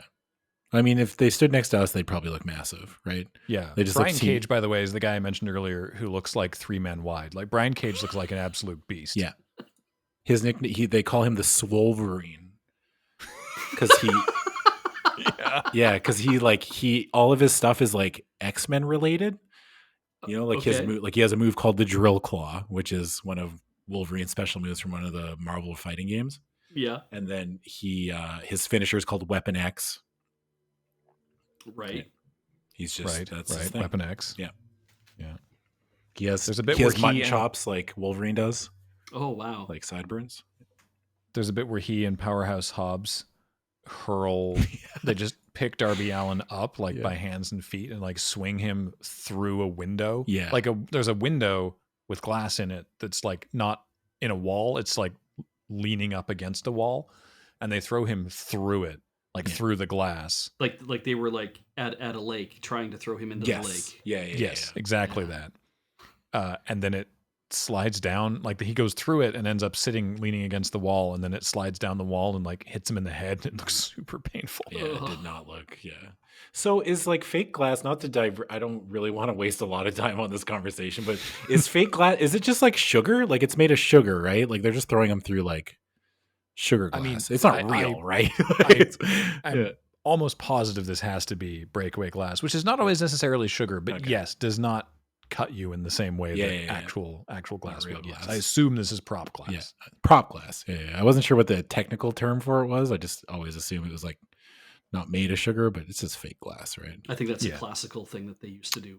So then Brian Cage gets a fucking shovel and starts just teeing off on Sting, like absolutely just going fucking bananas with this. Like, God, this was another one of the moments where Sting got hit by the shovel. It was like bang, and it was just like, oh my God, dude, Sting's like fucking 800 years old. He's gonna burst into a cloud of dust if you hit him too hard. But yeah, so like Sting's like getting beat up with this shovel, right? And then again, they say long-term storytelling in wrestling is dead, but while Sting's getting beat up with this shovel, Darby Allin, who was put out of commission after getting thrown through the window or whatever, is up top, and he has the bat that Sting threw up there. And it's like, hey, Sting, here's your bat, and then throws it down, and Sting catches it and starts going fucking nuts on everybody else down at the bottom. And Sting breaks the bat on Brian Cage. The bat just like snaps in half. I don't know, man. It's like a metal. It's like an aluminum bat or something. And then Sting's like, well, the bat broke. What do I do now? So he picks up the fucking shovel and hits Brian Cage right in the goddamn head with it. Like, just like, like full on hits him in the head. I was like, whoa. Did it make that sound like the beginning of Smells Like Teen Spirit? Dunk, dunk. Yeah. Like that? Yeah. Kinda, yeah. Okay. So Sting hits Brian Cage with the shovel, and then him and Ricky Starks get in the middle of the ring. They fight for a little bit, and then Sting hits the Scorpion Death Drop and pins Ricky Starks. Did you talk about how Darby Allin dove from the second story? Oh, I didn't. No, I forgot about that part. Yeah. So after Sting hit Brian Cage with the shovel, and then Darby Allin jumps off the second story window or whatever onto like it's like a giant table, basically. It's like a piece of, because it's like a warehouse with a mezzanine, and there's like a huge thing of plywood across part of the mezzanine, I guess. Okay. This is an amazing location. Kind of like a catwalk. Yeah, sort of. Yeah. Oh, okay. And yeah, Darby jumps from a window on, I guess, the third story down onto Brian Cage on this plywood platform on the second story, which then collapses, sending both of them down to the first story. Yeah. Looks pretty. It was pretty wild. brutal. Yeah, it was brutal. It was a good match, though. I really enjoyed. If that's like going to be the evolution of the cinematic match, I'm okay with it. Oh yeah, for sure. Good. It was very well done. Well shot. They didn't cut away like 8 billion times. Yeah, and this is exactly the sort of thing that you can do with someone like Sting, who like can't necessarily like keep up, go in like a full, like this thing was like 14 minutes long. Yeah, right? To like do a 14-minute match in the ring in front of a live crowd is not necessarily something that Sting could do at his age. But with this, he gets to still be a badass. So it works really well. Because ultimately it is character work, isn't it? It's Yeah. You're doing this because people still love you and they still want to see you do the thing. So you can finesse it in that way. Mm-hmm. Yeah. Huh. Which is not to say that he didn't work his ass off and look, he still looks absolutely exhausted not. at the end of this with thing. a shovel. Yeah. So you want to talk about brutal matches? Now it's time for your main event. Okay, just before we move on even further, Yeah. I'm used to with like the Royal Rumble being the main event, and I assumed that when you talked about when you talked about Revolution, that it was like that was the attraction, this unusual thing they came up with, this like, this Battle Royale, Casino Royale, whatever the hell it's called, this Quantum of Solace that they've come up with. And so I thought that was the main event, and then everything else you're talking about is like some sort of weird aftercard, or they just had other things that were going on. But literally, that was all the setup for what's coming now. Yeah, that was the second match. The Battle Royale, because it's the tag team stuff, and like tag team, even though AEW takes it seriously, tag team wrestling is not the premier event. Okay. Certainly not when you have like this cinematic match with Sting. You've got this like that ladder match, like that was a fun thing, but it was only because it's as many men as the Royal Rumble, but they come in 2 at a time. So that whole Rumble Royale match was only 26 minutes. Yeah.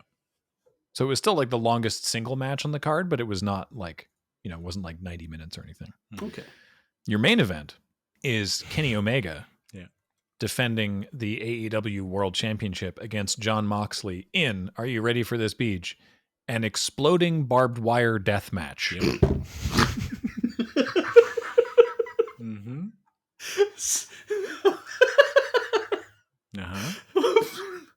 Try all the ideas I'm coming up with are too ridiculous. Yeah. So okay. So exploding barbed wire. There's globes covered in barbed wire, like nets of barbed wire situated around the ring, hanging at certain heights. Mm-hmm. And if you strike one, the explosive inside goes out and shoots the nets across not just the people wrestling, but also the audience, which is why everyone had to be wrestlers in the audience, because they have to sign the waivers. Mm-hmm. Close. Do you want to hear the actual rules? Am I gonna get anywhere close? You're pretty close. Yeah. What? Okay. So, go ahead. Exploding barbed wire deathmatch. 3 sides of the ring are wrapped in barbed wire. Any contact with barbed wire triggers explosives on the corresponding side.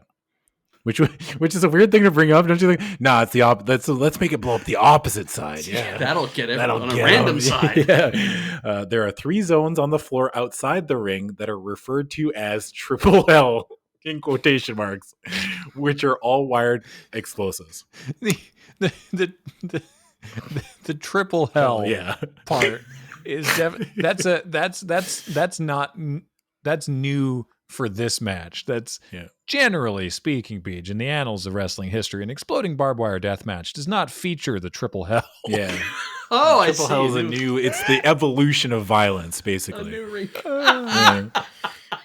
This bout can be won by pinfall or submission. Anything goes, and there is no... Okay, this is the weird part. Anything goes, and there is no time limit on the match. If the contest should reach 30 minutes, all explosives in and around the ring will detonate. But the match can keep going after that, if you can stand. Yes. Falls count anywhere? No. Okay. Only in the ring. Still in the ring. Yeah. Okay. Because he said anything goes, and it was like, yes, anything goes, but pinfalls cannot go on the outside. I see. Well, you don't want to get caught in the triple hell. Yeah, No. Do you know where the barbed wire death match first took place? I want to say in a punji pit. Some sort of other racist prison thing, was it? No, it was originally started in 1989 in Japan. Mm-hmm. Ah, yeah. The wrestler most associated with barbed wire death matches is Atsushi Onita, who who they I know had. that name. Oh, you're familiar with him? I think I know this name. Yeah. Who they actually got to do like part of the video package for this. Like he cut a promo as part of this, being like, "Oh, so you're going to do the barbed wire death match, are you? Oh, all right. Well, you better be prepared." Yeah. He cut the whole thing in Japanese, and then they had to subtitle it. But yeah, he's known for his participation in like barbed wire death matches, no rope barbed wire death matches. Like this is they still have the ring ropes, but the ropes are wrapped in barbed wire, but sometimes you'll just replace the ropes with barbed wire. I gotta add that now I'm really zeroing in on who AEW's audience is. It's people who bother to read subtitles. This is a whole new era of weeaboo that is like loves New Japan and loves Japanese culture and is like, you know what? I'm going to listen to this guy in his native language and I will read the subtitles. Yeah. That tells me so much about who they think their audience is. Yeah.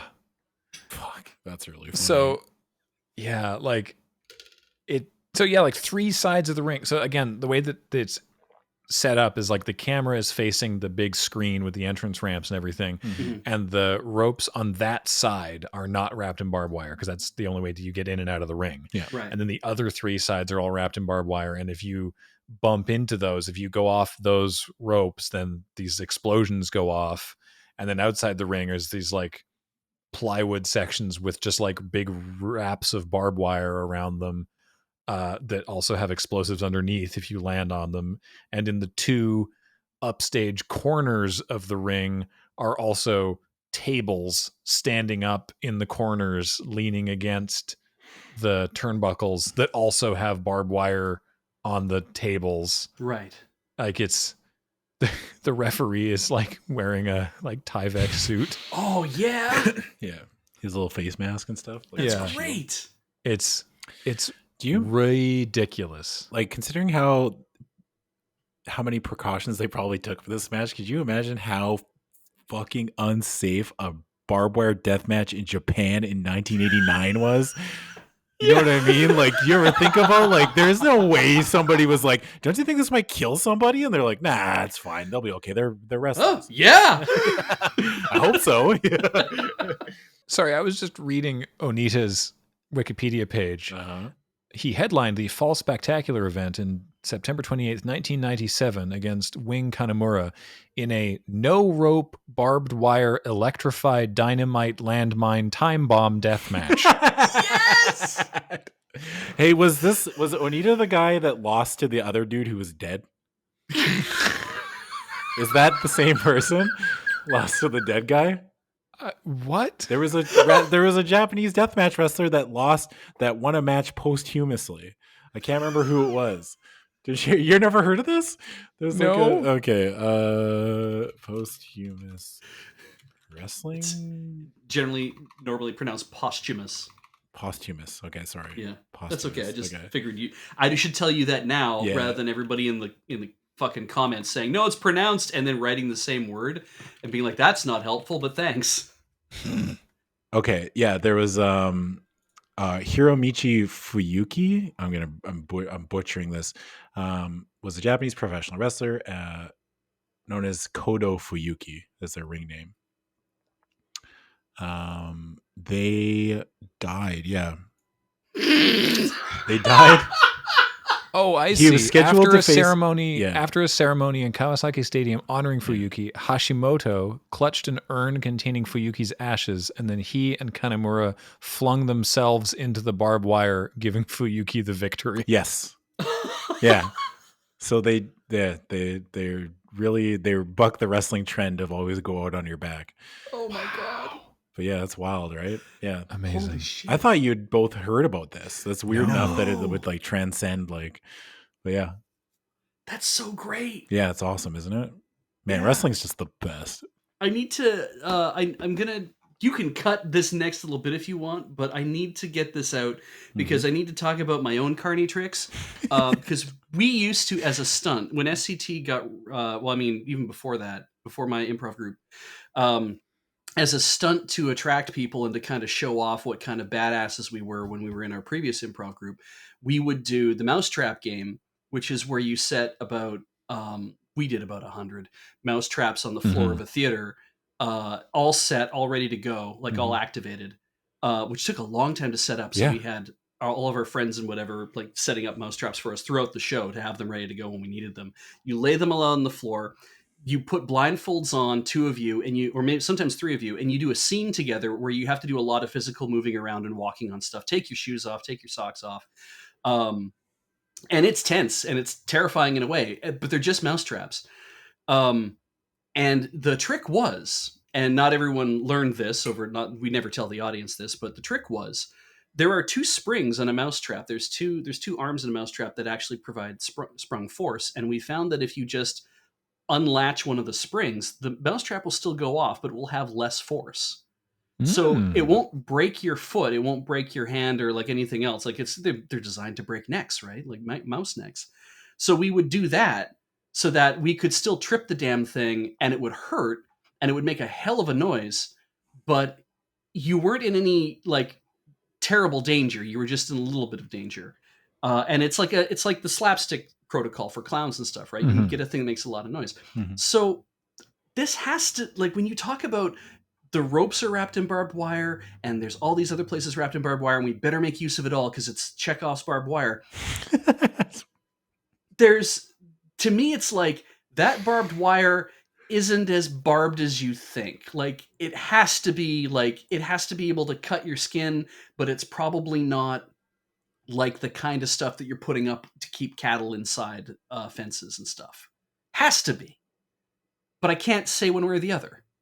That's always been the assumption that I have made. And the thing is, I don't rightly know, because they go into the barbed wire, they get cut, it grabs their shirt, like you can see it pulling on their clothes. They both start this match wearing shirts for that reason, I think, because it looks more impressive because you can see the barbed wire grabbing on the shirts, and then eventually the shirts get too cut up and you tear them off and everything, and then you can see that you're bleeding. Like I think that's just part of doing anything with barbed wire, is it looks more impressive if you start wearing a shirt. With wrestling, everything's visual, right? Like you need to have like a visual representation of the pain they are going through, because we can't feel it, right? Right. Yeah. Without like cutting them open, right? Like, yes. Yeah. I don't know. Yeah, but I don't know if this is untouched barbed wire or if they have done something to it. But like they get cut and it grabs the fabric and like it looks like it sucks ass. God, it makes me. Because the only other trick I can think of is you pop a couple of aspirin to thin your blood, and you just rub yourself down in topical anesthetic, so you oil yourself up in in lidocaine, and you I hope that shit lasts for a half hour so I can not feel what's about to happen to me. Yeah, I don't know what they do, but John Moxley was actually drinking. Well, I mean, he wasn't. We don't know if it was alcohol, but he had like a flask, and he was doing shots before the match. Yeah, I mean, thinning your blood with like aspirin or something before a match where you know you're going to bleed is a wrestling thing. Yeah. To promote bleeding. Yeah. That certainly seemed to have worked. Like at one point, Moxley, his face was just covered in blood. The old crimson mask, they like to call it.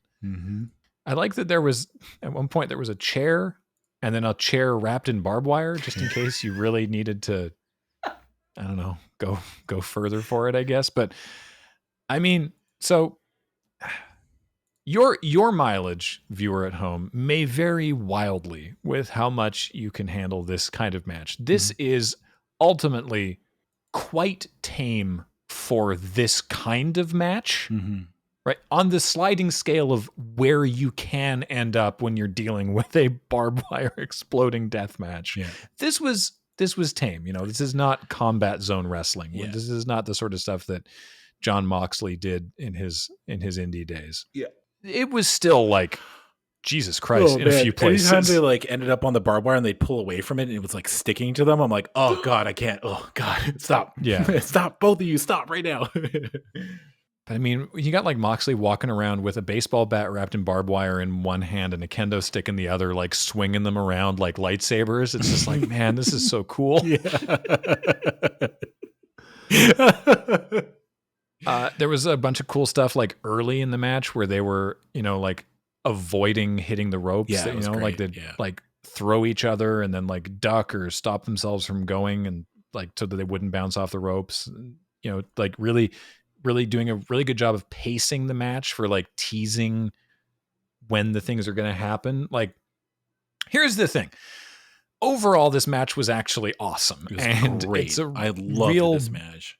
Real bummer how I love the ending too, though. how it ended. So like, okay, but like, so like they're throwing each other into barbed wire and they're bleeding and they're going off, and then Kenny Omega's storyline is that Kenny Omega cheated to beat Jon Moxley for the AEW title, right? Yeah.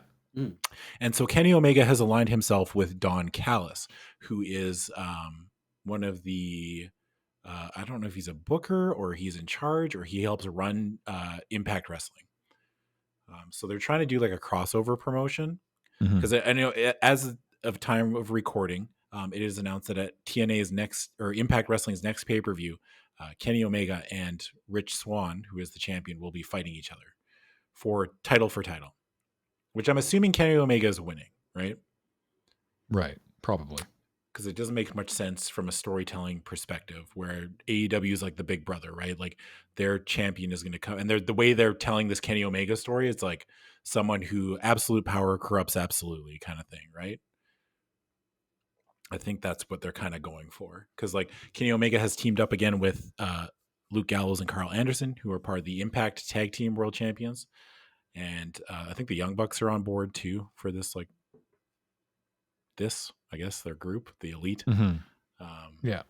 But yeah, it's kind of Kenny Omega doing whatever it takes to be, because we've spent all this time, like the build to this storyline too is like all of us saying like, well, Kenny Omega is the best wrestler in the world, but he can't seem to win the big one. It's kind of like the story we told with the Young Bucks, right? Where it's like they are the best team in the world, but they can't seem to win the big one, which was Kenny Omega's thing too. And then he had to cheat to win the big one. So it's like Kenny Omega, the best wrestler in the world, the best bout machine, they call him, had to cheat to beat Jon Moxley. And now Kenny has adopted the typical kind of wrestling heel persona where he starts wearing nice clothes and I'm better than you. I don't have time for this. They actually made a point of, in the opening promo for this match, they showed Kenny Omega working in like an industrial arts shop on the ring, like with a bandsaw or something. So silly. It's so silly, but it was just him like wailing on the machine, on like he's building something on an anvil. Because the whole thing was that it's like, no, Kenny Omega and Don Callis are going to build all of this. We're going to, Moxley's got to show up and deal with whatever we build in this ring. Yeah. And so, they've got this countdown, right? And so eventually the Good Brothers, who are Carl Anderson and Luke Gallows, show up and they interfere in this match. Kenny Omega hits Jon Moxley with like a bat wrapped in barbed wire, but the bat explodes. It's very impressive. Yeah, it's very impressive. I don't know how they did it, but the Good Brothers, by the way, are signed to Impact. Yeah. So they're part of this sort of talent share. Yeah. And Kenny Omega hits Jon Moxley with a bat that explodes and then gives him actually before this though, Kenny hits the One Wing Angel, which is Kenny's finisher move. And it's like Kenny Omega puts the other person on top of his shoulders, right? Like seated, like a chicken fight, Okay. Yeah. And then like grabs their head and like up above his own head and then like tucks it down and does like a kind of like it's like a little pile, like a package pile driver kind of thing. Like, but they always sell the One Wing Angel as like, I think only one person is ever kicked out of this move ever. Correct. Ever. Yeah. So they've like, it's very, what they call protected. The only person who has kicked out of the One Winged Angel is Kota Ibushi, Kenny's husbando from the Golden Lovers. Yes. So one person has kicked out of it ever once. Yeah. Yeah. So they make a big deal about that. Yeah, because like at one point Kenny hits the One Winged Angel on Jon Moxley, but Jon Moxley, they do it near one of the sets of ropes. So Jon Moxley like kicks his leg over, and like normally it would be a rope break, but since Jon Moxley kicked his leg over, he hit the ropes, triggering the explosion. So that's how he got out of that's how he kicked out of the One Winged Angel, which I thought was brilliant. I was like, that's so good. Right. The only way to kick out of this move was kicking a thing that exploded. Right. Like it just adds to the mystique of the maneuver. Yeah. Like, I'm glad they don't do this with everybody. Like, I don't want everybody's finisher to be like the touch of death, right? Right. But I like it when they do stuff like this every once in a while. That's It's a like- lot of really good chivalry too, to basically be like, we accept the fact that if you pull this out, we know that you're going to do this, that we Yeah. know that's the end of the fight. Yeah. So only use it when you feel that you need to, that when we know that the fight needs to end. Yes. So yeah, and then the Good Brothers come out. Kenny hits him with an exploding bat, and then hits another one wing angel on top of a chair, and then pins John Moxley. I was like, how are they going to protect the one-winged angel and have Moxley kick out of it, hitting it on a chair? Yeah. And no, they didn't. It's just they protected it by he wins the match. Yeah. Ah, Right. all right. But again, still through cheating because like the Gallows and Anderson came out to help him and everything. Mm-hmm. Yeah. So then Kenny Omega and the Good Brothers get out of there. Well, Don Callis runs into the ring. He's like, "You got to get out the timer because there's a timer in the background, right? There's a clock ticking down for the ring to explode." This is starting to sound a lot more like the original match that has the time bombs and everything else. Yeah. So the timer ticks down. They clear out. They run away. They run away down the bad guy ramp. Mm-hmm. Coming out the good guy ramp is a couple folks from backstage. One of whom is Eddie Kingston. Yeah. Who has been a friend of Moxley's in the past, but is like sort of a heel now, we think. You know, again, I'm not sure on a lot of the storyline stuff. And he's like talking to the other people, being like, we got to get him out of there. And they're like, oh, I'm not going in there. Are you crazy? And they run away. And he's like, I'm going in. And he dives in the ring and is trying to haul Moxley out of there. But Moxley's enormous and heavy and is handcuffed and can't move. And so eventually Kingston, you know, like the timer counts down to 0. Kingston dives over him and covers his friend because they ultimately are friends. And so he covers his friend to protect him from the explosion as all the explosives go off. That's what we've been told is going to happen. Yeah. Nice. And what happens is some like shitty sparklers in the corners of the ring and like a big sort of puff of smoke sort of goes like, yeah, like the sparklers from like Gilberg's entrance. Yeah. That's the first thing I thought of. Just like the bleh. Yeah. And I was like, oh, haha, it's a joke. I get it. It wasn't actually. He was in no real danger. But then Kingston and Moxley, who couldn't have seen what just happened, were acting Jubilant. like, no, they were acting like they'd been like it was an explosion. Kingston's acting like he's unconscious. Yeah. Oh. And it's like, oh no, something fucked up. Yeah. Oh no. I think something just didn't fire, right? That was supposed to fire, and it's explosive, so it's probably finicky, right? Like, I don't blame them. I don't knock this ending at all. It sucks that it turned out the way it did. But man, I just feel bad for everybody involved. Really, I was like, man, that sucks, you know? And what an audible to call at that moment, to be like, you maybe you didn't hear the thing happen, but you're like, I gotta, we play it dude. straight? Yeah. You gotta do sell you it. sell it? You gotta Or sell it. Do you pick it up and be like, okay, we don't sell it. We act like, oh, it was all a thing. We got fooled or something like that. Yeah, I think you Like, gotta sell it. I think in that position.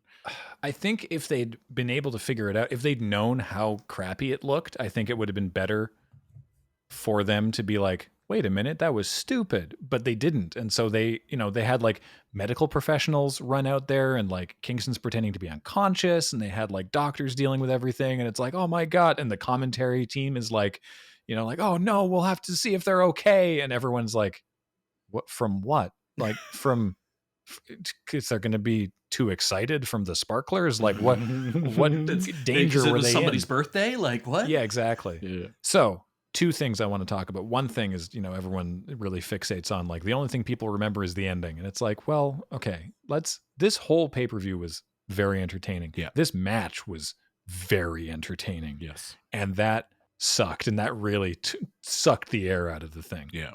The recovery, beautiful. So the first thing they did is after the cameras went off for the pay-per-view, Moxley cut a promo in the ring. And he was basically like, well, Omega can't build an exploding ring for shit. What the hell was that? Yeah. Right? Basically just talking about how it was, you know, it was stupid and bad. And they released that video on their social media, right? They're like, Moxley responds to whatever. And that helped. And then on the Dynamite the following Wednesday, there was a promo with Moxley and Kingston. And man, Eddie Kingston, have you seen this promo, Adam? Not yet, no. Eddie Kingston could sell water to a fish. Yes. This guy is so fucking good on the microphone. Mm-hmm. And he's like, you want to know why I reacted like that? Look, because in that moment, I'm out there with my friend. We think things are going to explode. And I felt the same anxiety that I felt when, he like relates it to like anxiety that he felt when he was in his troubled youth and he thought he was going to be sent to prison and he was being discriminated against. And he's like, look, that's it. That's the story. You want to make fun of me? Fine. I'm not talking to you. I'm, like whatever. I'm talking to these other people. That's the story. Come at me if you need to, whatever. Fuck you. That's what happened. Go ahead and make fun of it. Call me a coward, less of a man. I'm not speaking for you, and I'm not speaking to you. And it's just like, I believe everything you're telling me. Mm-hmm. I love your funny words, Magic Man. Like, I was like, great, they did. Okay, awesome. And then as part of that promo, it's him and Moxley talking about Impact paid for the bombs. Nice. Oh my God, that's great. So they're just making fun of Impact Wrestling even more. Yeah. Oh, that's good. I'll have to watch it. I'll have to watch this episode of Dynamite. Yeah, that promo really saved this whole thing, I think. Yeah, that sucks, man. I just felt bad for him. I thought it was really funny. I just loved, like, the buildup was great, too, because they're just doing a countdown. I was like, wow, there's this ring's going to explode, man. This is wrestling, by the way. Yeah. Yeah, it was sick. I loved it. I don't know. I thought it was really good. Wrestling's cool, man. I was like, yeah, this was a fun evening of wrestling for sure.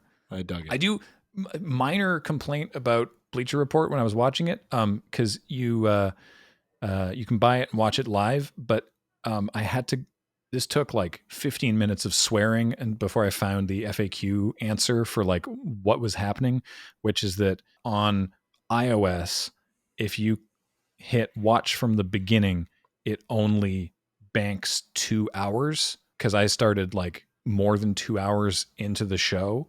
Like when I started watching it, it was still live, but I wanted to watch from the beginning, but I couldn't watch from the beginning. I kept clicking watch from beginning and it kept putting me like in the middle of the like brass ring match. And I was like, what is happening? Why does it keep doing this? Because I didn't want to get spoiled. So I wanted to watch, but I had to wait until the show was over and then the replay had gone up and then I could watch it from the beginning the next day. It was very irritating. That was my only complaint. Yeah. Technical problems. God, I'm just watching the explosion happen again. It sucks so bad. Yeah, I feel bad. I feel so bad. Oh, man. They just had to lay there like, oh, man. Yeah. I wonder what it was supposed to look like, I assume just bigger and something worthy of actually selling like Eddie Kingston that got the wind knocked out of him, but yeah. I don't know. Anyway, that's it. That's the show. I don't know when we're going to be back next. We still have to figure out if we're going to do what all we're going to do for Mania, which is, 2 nights of wackiness. Takeover. The NXT show is 2 nights too. Oh my God. Yeah, wow. I know. I don't know why they do this to us, But for now, for this episode, that is going to do it. So thanks everybody for joining us for this surprise bonus episode of Sidewalk Slam as we discussed AEW Revolution. Until next time, I am on Twitter at Graham_LRR. At me if you need to. You can at me at Wake Up Super. And you can find Beej at at Beej at Octagon.social. At Beej at Octagon. You can find wow, Beej he's really leaving you out to dry on this one. You can find Beej on his weird fucking site for hipsters. There, I said it.